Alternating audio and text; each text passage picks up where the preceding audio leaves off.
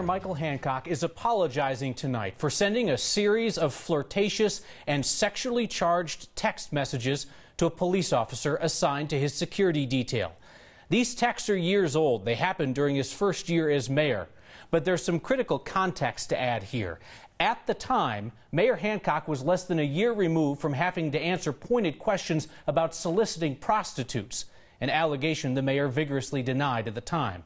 I want to bring in Jeremy Hahola from our investigative team now. And Jeremy, the mayor is denying that he had any kind of physical relationship with this officer who was uncomfortable with his text. Yeah, that's right, Kyle. Right now, we have a crew that just interviewed Mayor Michael Hancock about these text messages. He apologized on camera about the nature of these text messages. In a statement we received within the last hour, the mayor also did apologize. Here's part of what he says in the written statement. Unfortunately, I didn't know until just a few days ago that she felt our text exchanges were unwelcome and contributed to the pain and disrespect she was already feeling. But it is obvious now that she did feel that way. It goes on to say, I sincerely apologize to Detective Branch Wise, to my wife and family, and to the people of Denver. We are still gathering information in the story, including a review of these text messages. We have reached out to the detective who was named in the mayor's statement. So far, she has declined to comment. We will definitely have more on this at 9 and 10, Kyle. And Jeremy, I understand that we're reviewing the interview with the mayor now that just literally walked back into our newsroom. We're hoping to play a bit for that for folks later on in this newscast. Jeremy, thank you. Democratic State Representative Steve Lebsack of Thornton faces a jury of his peers. He must convince fellow legislators not to expel him over sexual harassment allegations. Fellow Democrats today set the vote for Friday. Lebsack, who has denied the allegations and attacked his accusers publicly, insists he will not be expelled. Politics guy Brandon Ritterman's down at the Capitol for us. And Brandon, it was voters who put Lebsack in office. Do voters get to see the evidence against him? Maybe and maybe not is the answer to that, Kyle. What we do have is the resolution right here, which spells out in very broad terms the reasons for expelling Lebsack, which would include not only the accusations against him, but also, interestingly, how he's responded to those accusations with some of his more colorful language about his attacker, or his accusers, rather. We don't have the report behind this. There was an outside investigator that was hired by legislators to look into the claims against Lebsack and put together a report and weigh in on whose side was more credible. We learned today that the result came back and the accusers were found to be the credible side in all of these accusations. 5 different women with 11 different accusations against Lebsack. We may never get that document. In fact, most legislators are only going to be able to go see it in a room and not take pictures, not make copies of that document. That is of grave concern to several people who work in this building, and it's also of concern, frankly, to us, because we want to be able to share with you everything the lawmakers know before they go in to cast this vote. The majority leader, Casey Becker, says because it's about sexual harassment, state law doesn't allow her to release it. We pressed her a bit on that point. Talking about the most serious thing that you can do, arguably, in this chamber, which is removing someone who's been duly elected by the constituents of their district.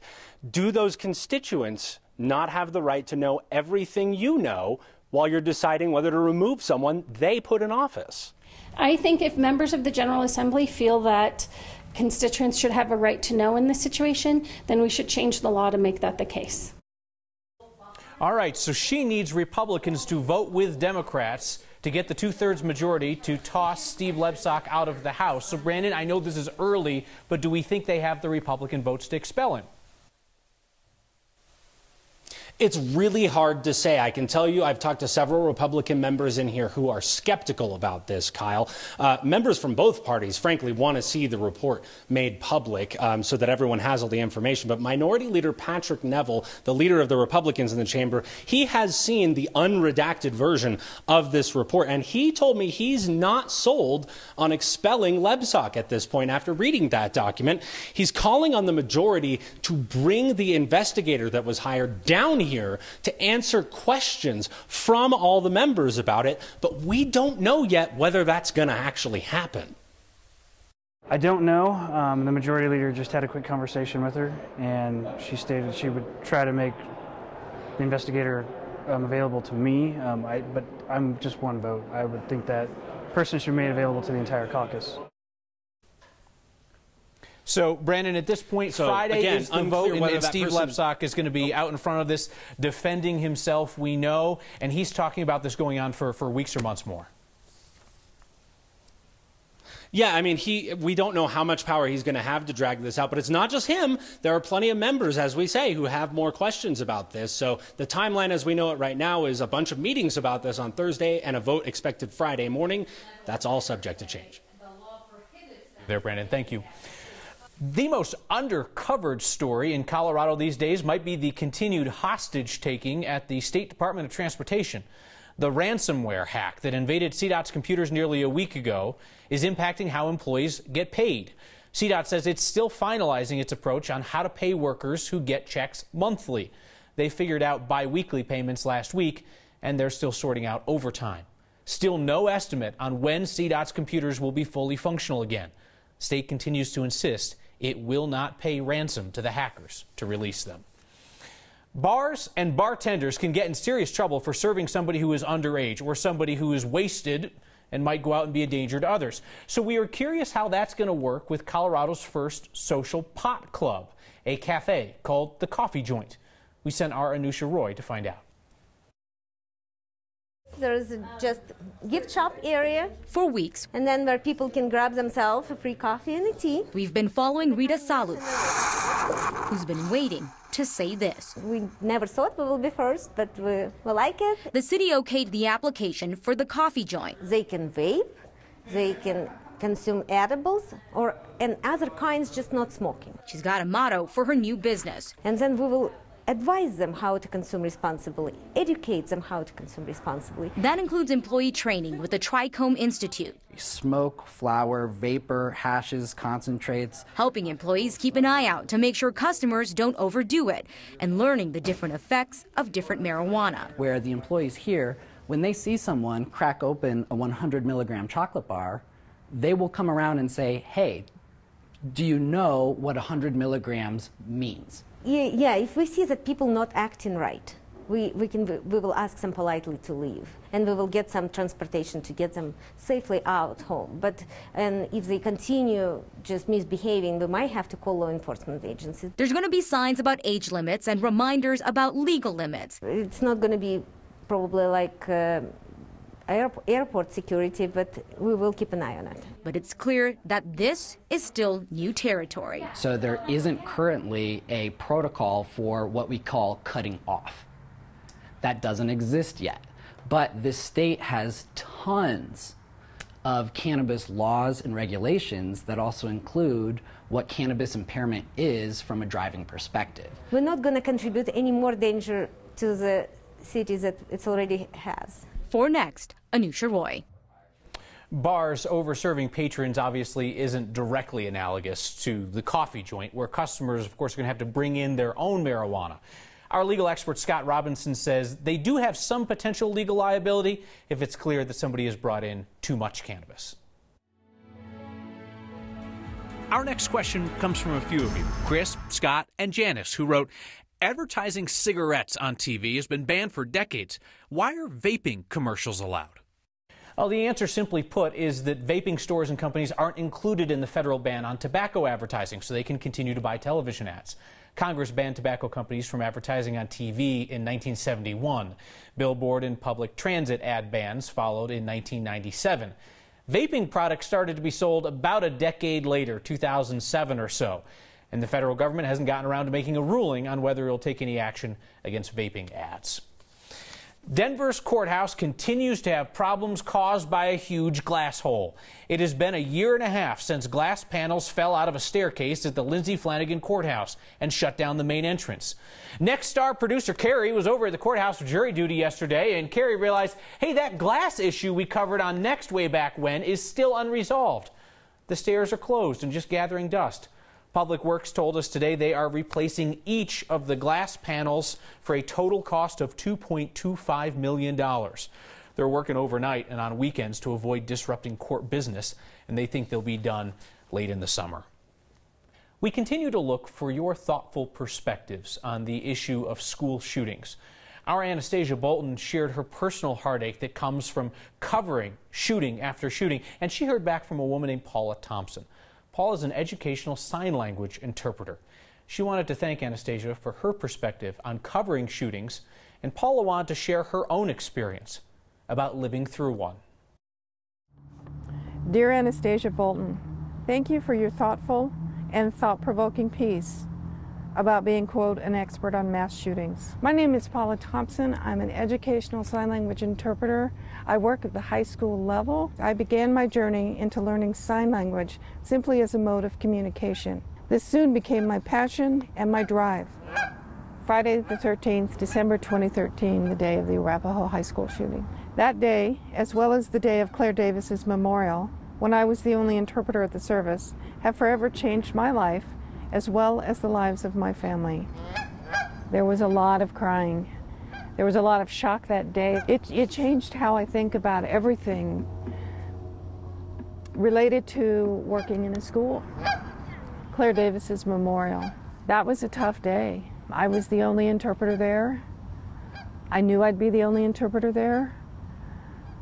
It was tough standing on that stage to have to interpret everybody's words of grief and sadness and remembrance. Regardless of one's stance on the issues that surround these shootings, compassion and understanding are paramount if we are to put an end to all of these unnecessary tragedies. We need to exercise a lot of grace when dealing with people that have dealt with these tragedies and not pass judgment on them. Again, thank you for your compelling commentary and your voice of reason. Sincerely, Paula. We would love to add your perspective, your ideas on dealing with school shootings. We'd especially like to hear from Coloradans with unique views or unique experiences. We invite you to email next@9news.com, or you can get our attention with the hashtag #HeyNext. In a moment, we meet an American by choice who calls coming to this country his oxygen mask. And there is a hawk living inside a big box store in our suburbs. What could go wrong? Actually, quite a bit could go wrong. That's next.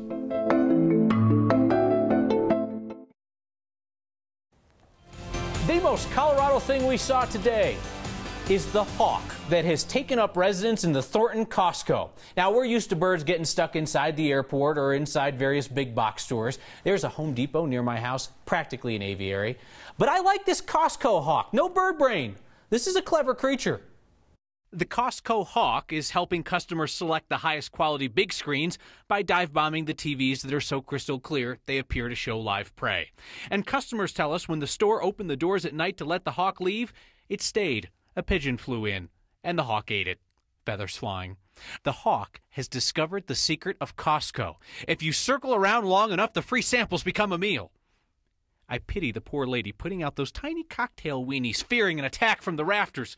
But we salute you, Costco Hawk, the most Colorado thing we saw today. Actual photo of the hawk sitting on a TV. Costco and Thornton said they couldn't talk about the hawk. They referred us to a bird rescue group they've contacted, which also didn't want to talk about the hawk. Meanwhile, the Costco Hawk is watching and waiting like a hawk.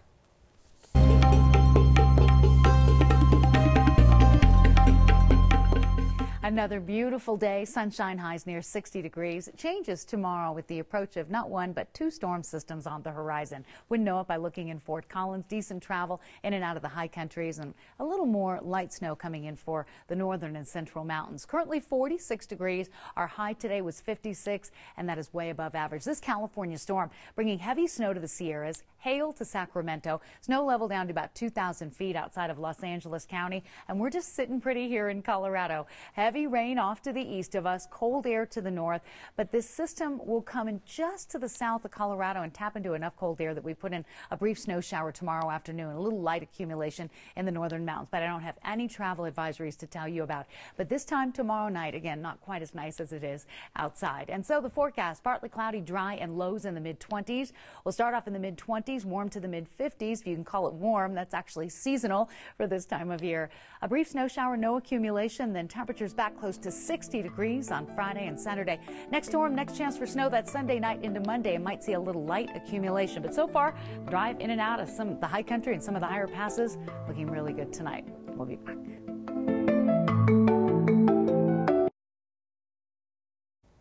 So much of what makes the news is the stuff of nightmares. We've been featuring people in Colorado who are sharing their version of the American dream.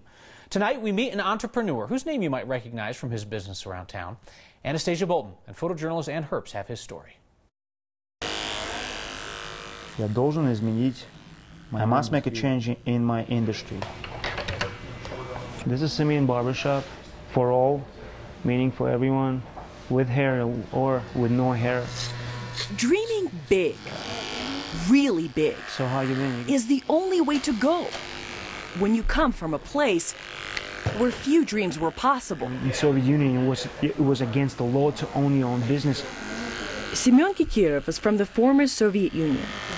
He remembers the very day he could start dreaming. September 16th, and we landed in New York. The day he could start breathing. It was like a oxygen mask, you know, you could breathe and you could actually think for yourself. Semyon already knew a trade. That was something I really knew how to do really well. It ran in the family. That's my uncle. Because of him, I got a job in New York in one of the biggest places. His first goal, his first dream. My dream was to be able to pay rent in New York. That was a dream, and one day you'll achieve that, now you move on. Move on to bigger and better, as they say. So 10 years later, Semyon opened his first barbershop. Kind of the American dream, and you know what happens when you work your butt off. And when I came here, we just hit it off, and I had a great haircut, and I'm pretty picky. About a year ago, Semyon opened his second store. It never stops, you know, so you constantly dreaming, living those dreams. What's next is bigger than a place or a storefront. When you actually provide and you help others achieve their goals, and you know, and also provide the clients with the best possible customer service. When you come from a place of limitations, dreaming big, Very fulfilling. is the only way to go. Because who's going to stop you? Coming here, I realized that, you know, sky is not a limit. Tell me about your American dream. Whether it's a work in progress, something that you have achieved, or something that seems completely out of reach these days. I do read every email that's sent to next@9news.com. You can always get our attention on social media with the hashtag #HeyNext. When we return here, we will hear directly from Denver Mayor Michael Hancock about the sexually suggestive text messages he now admits he sent to a police officer on his security detail. Denver Mayor Michael Hancock is apologizing to the entire city, in particular to his wife, for the sexually suggestive text he sent to a female police officer on his security detail years ago. This happened in the first year of the mayor's administration, after a campaign in which he faced questions about soliciting prostitutes, an allegation he denied. The mayor spoke tonight with our Chris Vanderveen. A little embarrassing? Yes. Why? You know, you have to, apologizing to my wife and family, to Detective Branch Wise, to the people of Denver. This role I play in my family and for the people of Denver is very, very sacred and important to me. I give it everything I have. And I never want to embarrass this city, and I certainly don't want to embarrass my wife and children. I've done that here.